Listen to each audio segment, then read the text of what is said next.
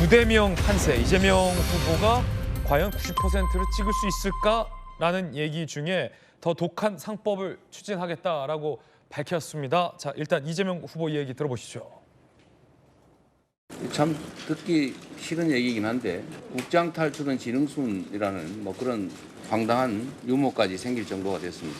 외국인 투자자들도 한국 시장에 대한 불신이 많아진 상태 아닌가 싶어요. 이런 집안에서 막 혜택 보고 규칙 안 지켜서 부당한 이익 얻으면서 어떻게 글로벌 기업들하고 경쟁을 합니까? 저도 꽤 큰 개미 중에 하나였어요. 정치를 그만두면 다시 또 주식시장으로 되돌아갈 가능성이 99.9%죠. 자, 이재명 후보가 더 센 상법 개정안을 추진하겠다라고 밝혔습니다. 내용부터 한번 확인해 보시죠. 코스피 5천 시대를 개막하겠다라며 상법 개정 재추진을 공약했는데요. 자, 재추진 상법 개정안 내용은 집중 투표제를 활성화하겠다, 소액주주 대표이사 선임에 유리하고 감사위원은 분리선출하겠다, 경영 감시 기능을 강화하겠다라는 건데요. 재개 우려로 삭제됐던 내용을 재추진하겠다라고 들고 나온 겁니다. 오늘 동아일보가 사설에서 좀 비판적인 사설 썼어요. 함께 보시죠. 동아일보 사설입니다. 이재명 후보 성장 우선이라더니 더 독한 상법으로 기업 족쇄 채우나 개미 투자자의 표심을 잡겠다는 의도, 주가는 포퓰리즘 입법으로 높일 수 없다. 기업을 벼랑 끝으로 내몰면서 주가 지수를 갑절로 끌어올린다는 약속은 비현실적이다라고 좀 혹독한 사설이 나왔습니다. 복경 의원님 어떻게 보십니까?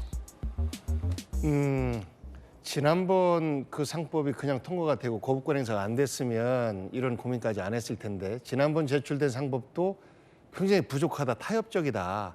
결국은 지난번 제안된 상법이 실제는 국민의힘에서도 이렇게 바꿉시다라고 주장을 했던 거예요. 그런데 이제 그것을 받아서 저희가 그 법을 완성하려고 했었던 것인데 이제 그것이 거부당하면서 그러면 민주당의 철학을 좀 더 집어넣겠다라는 의도고 여기에는 우리가 일반적으로 기업을 위한 그럼 기업이라고 하는 것은 기업의 구성 요소가 있는 거 아닙니까? 거기에는 이제 그 주주도 있는 것이고 그리고 종업원들도 있는 것이고 이들 모두를 위한 방법이 뭐냐라고 접근해 봤을 때 이사는 종업원뿐만 아니라 소액 주주들의 이익, 사주뿐만 아니라 소액 주주들의 이익을 대변해야 되는 이런 책임이 함께 가는 것이고 그리고 소액 주주들은 사실상 이사를 선임할 수 있는 아무런 법적 근거가 없는 거 아닙니까? 실제 1999년도에 상법 개정이 되면서 일정 정도의 가능성을 열어는 놨는데 실제 다 현재 뭐 일종의 기업 규칙이나 법인 규칙으로서 이게 다 닫혀져 있는 이런 현실이라서 이거를 강제할 수 있는 집중 투표제를 실시를 하면 소액 주주들의 대표도 이사로 선임될 가능성을 더 높이는 것이고 그리고 이제 감사도 분리해서 선출했을 때 실제 감사 기능을 더 활성화시킬 수 있는 이럴 때 그러니까 기업가라고 불려지는 분들은 일단 그 다수의 주식을 갖고 있는 분들 아닙니까? 이분들의 이익을 중심으로 해서 우리 기업이 운영되고 있기 때문에 지금 우리 주식시장이 활성화되고 있지 않다라는 것이 근본적인 문제제기예요.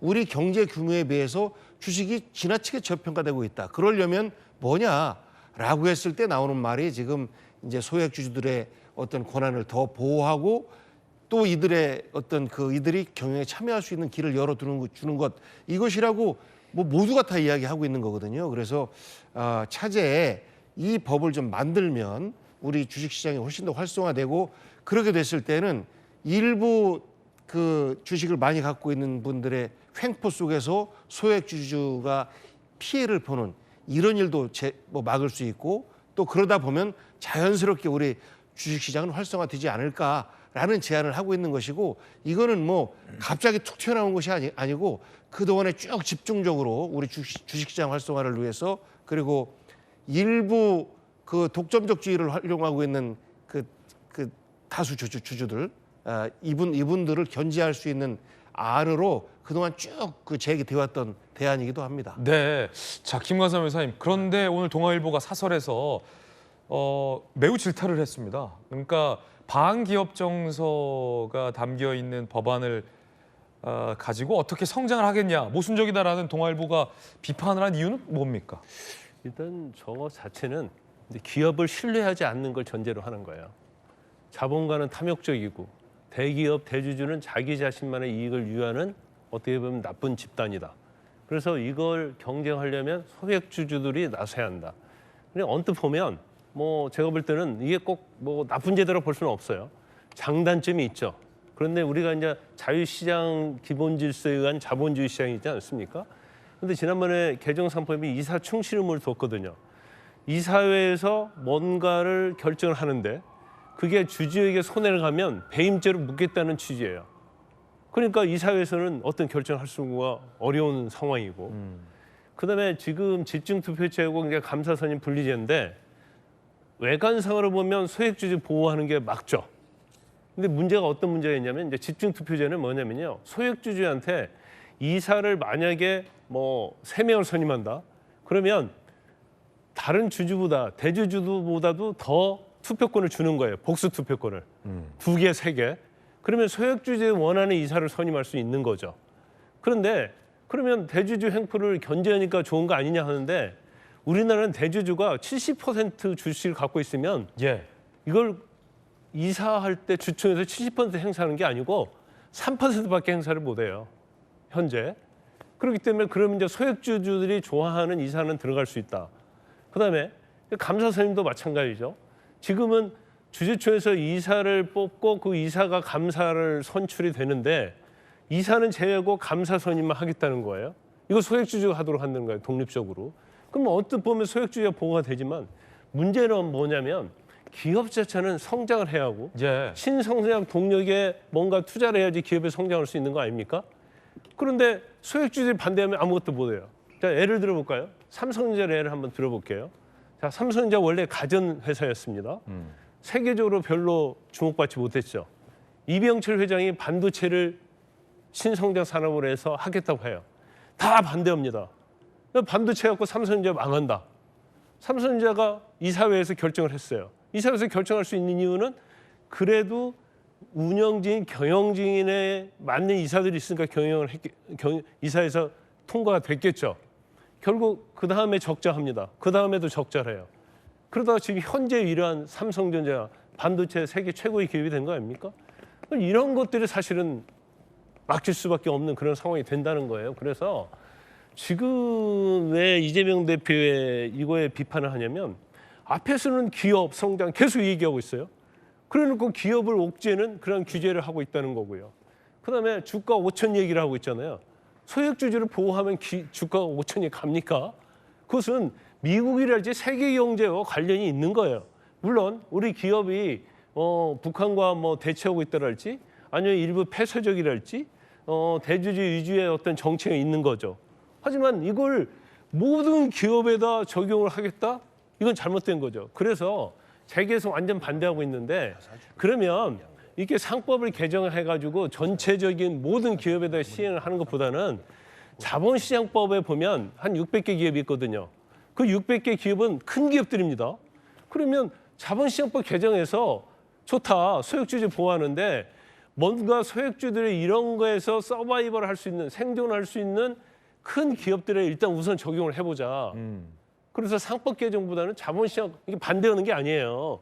큰 기업, 대주주 지분이 많은 기업, 자본시장법에 먼저 이걸 개정을 해서 해보고 그다음에 작은 기업들에도 적용하는 게 어떠냐 그런 의견이 있는데 이게 깡그리 무시돼 버리고 만 거예요.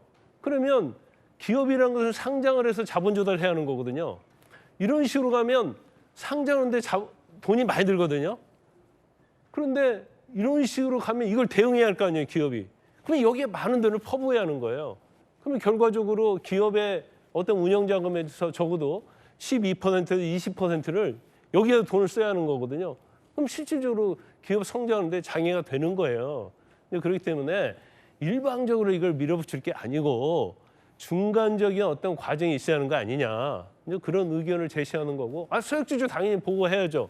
그렇지만 과도한 이런 법으로 인해서 하는 것은 오히려 대한민국의 성장 발전, 대기업이 성장하는 데 있어서는 커다란 돌멩이를 던지는 것이다. 저는 그렇게 봅니다. 그러니까 우리나라 지금 대기업, 재벌기업의 가장 큰 문제는 오너 경영을 통해서 오너의 리스크가 기업의 리스크로 이어지고 결국에 이것이 주주나 이 회사 구성원 전체 이익을 해야 하는 구조로 되는 이 악순환이 계속 되는 거거든요. 그래서 계속적으로 소액 주주의 주주권을 강화하고 경영 투명성을 강화하기 위한 상법 개정안은 이루어져 왔습니다. 대표적으로 집중투표제죠. 이게 1999년에 상법 개정을 해서 집중투표제를 도입을 했는데 정관에서 이걸 배제하는 정관을 둬버리면 쓸 수 없는 제도로 만들었습니다. 그러니까 실질적으로 막 개선안을 하는 것 같이 있지만 결국에는 기업 위주로 아직까지 상법이 작동하고 있거든요. 이런 부분을 이번에 한번 제대로 해보자는 겁니다. 이게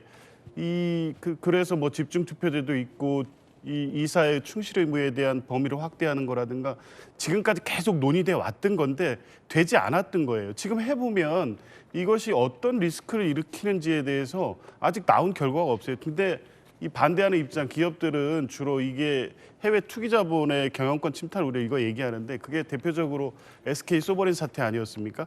그때하고 이 상황은 지금 다릅니다. 당시 소버린은 이 주식 1%를 가지고 이 순환 출자 구조에서 기업을 지배하는 이 방식의 약점을 치고 들어와서 최대 주주가 되면서 경영권을 획득하려고 했던 과정에서 결국에는 이제 방어에는 성공했지만 지금의 집중투표제라든가 주주권 강화를 위한 충실 의무 확대 이런 부분이 투기 자본이 우리나라 기업을 마음대로 장악할 수 있는 길을 열어놓는 게 아니라고요. 이런 부분은 다 모르시지 않는데 전부 다 이제 기업 입장에 기업은 부담스럽겠죠. 왜냐하면 경영권에 대해서 주주의 간섭이 심해지는 게 부담스럽지만 그게 오히려 기업의 투명성을 강화하고 주주익으로 개선이 되고 기업의 어떤 장기적인 어떤 시장의 신뢰를 더 높이고 이게 다 윈윈하는 방향이 될 수 있기 때문에 하는 것이지 이게 그 회사를 압박하고 기업의 자율성을 침해하는 쪽으로만 접근할 문제가 아니다. 이건 기업 자체의 경영 건전화를 위해서도 반드시